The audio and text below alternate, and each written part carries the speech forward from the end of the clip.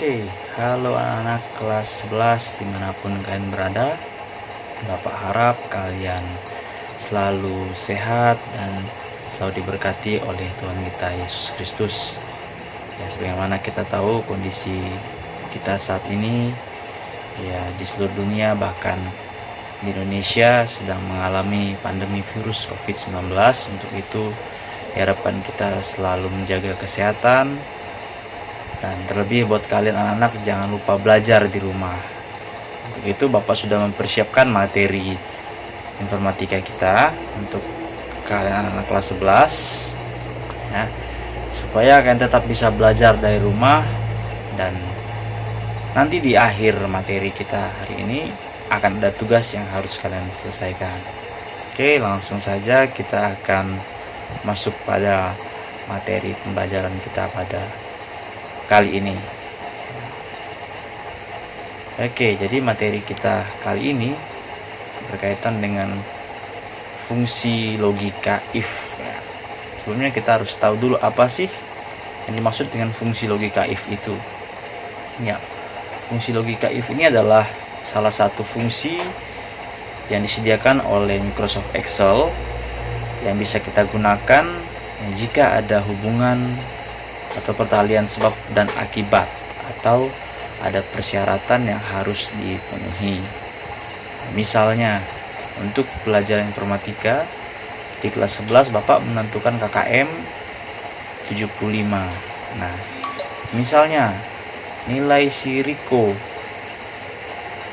akhir si Riko 60 ya. Jadi kita bisa mengetahui bahwa nilai Riko tidak akan tuntas karena nilainya tidak mencapai KKM. Jika nilainya lebih rendah daripada 75, maka nilainya tidak akan tuntas. Nah, kira-kira seperti itu. Nanti kita akan bahas lebih detail lagi. Oke, jadi pertama-tama kita harus memahami dulu apa saja operator yang bisa kita gunakan dalam fungsi logika. Yang pertama adalah operator sama dengan. Yang kedua, operator lebih besar dari. Yang ketiga, operator lebih kecil dari. Yang keempat, operator lebih besar sama dengan. Yang kelima, operator lebih kecil sama dengan. Dan yang keenam adalah operator tidak sama dengan. Nah, jadi kita akan menggunakan operator ini sesuai dengan kondisi yang akan kita kerjakan. Oke, jadi rumus untuk logika if itu sendiri adalah sama dengan if dalam kurung logical test, kemudian yang dipisahkan oleh value if true, kemudian value if false. Nah, jadi apa saja sih yang dimaksud dari rumus logika ini tadi? Jadi sini ada keterangan sudah Bapak siapkan. Yang pertama itu adalah logical test. Ya, ini adalah persyaratan yang akan diuji dan selalu memuat operator. Nah, kemudian value if true ini adalah nilai yang akan diambil jika persyaratan yang diuji itu benar. Nah, kemudian yang kedua adalah value if false. Jadi ini adalah nilai yang akan diambil jika persyaratan yang diuji salah.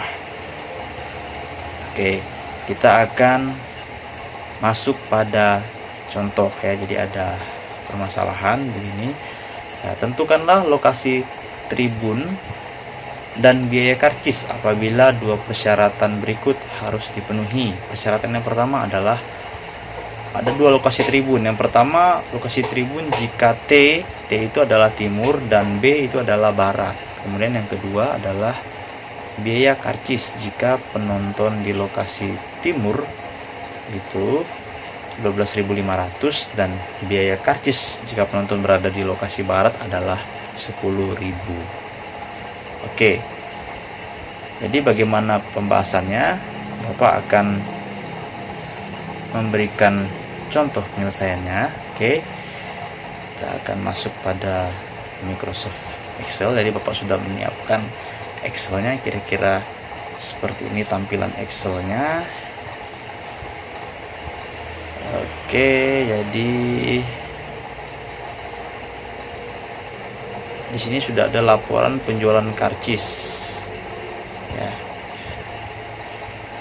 Jadi kita akan menjawab lokasi tribun kemudian biaya karcis dengan menggunakan fungsi logika if. Jadi kita akan coba di sini. Jangan lupa setiap memulai fungsi atau rumus harus diawali dengan tanda sama dengan. If, kemudian kita buka kurung logical testnya, kita akan menentukan terlebih dahulu. Jika lokasi tribun itu, lokasinya ini adalah ini ya.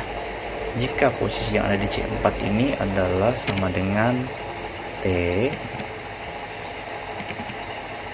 besar ya, maka nanti nilai value if true-nya adalah timur.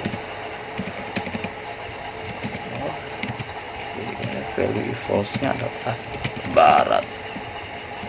Oke, maksudnya di sini adalah jika lokasi di sini dia ada 5 orang teman kalian ya. Jika lokasi si megasnya ada di T, di posisinya ada di C4. Jika di C4 ini adalah T, maka nanti nilai yang akan muncul adalah timur.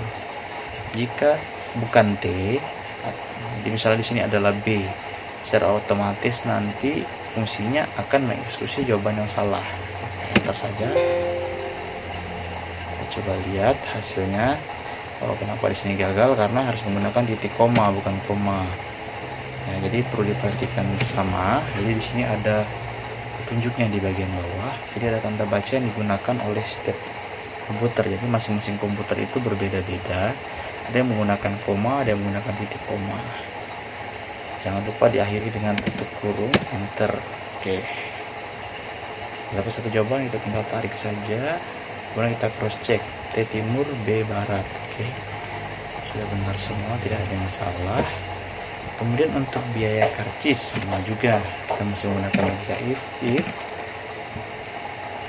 C4 itu sama dengan T, maka T nya 12.500. Jika tidak, salah 10.000. Oke, kurung enter ya. 900 berat 10.000. Nah, kira-kira seperti ini proses dari mengerjakan laporan penjualan karcis dengan bantuan fungsi atau rumus logika if. Oke, kita akan kembali ke materi kita ya.